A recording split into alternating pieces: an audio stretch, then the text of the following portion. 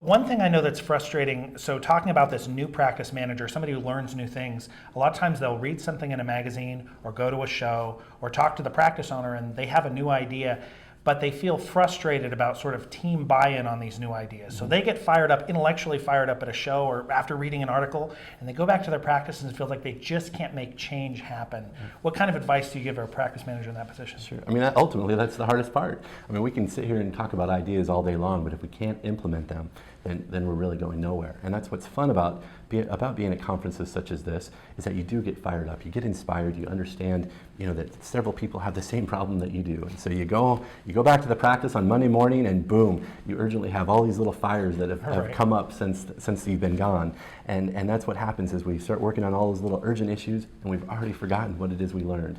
So what I would really encourage you to do is walk out of here with 3 or 4 concrete goals and go back and Monday, Tuesday, Wednesday, take your practice owner or owners out to lunch and say, hey, for the next 3 months, I want to see these ideas implemented. What works best is when I'm able to go to education with my owners, because when we actually at the same lecture, we're all 3, for me, I have 2 practice owners, we're all 3 fired up and inspired. Because I mean, that's the first area you have to, when you get home, you have to, kind of sell it to your practice owners, and that's not always so easy. And sometimes they'll give you that line, well, we tried that 5 years ago, it doesn't work. And just because it didn't work 5 years ago doesn't mean it won't work today.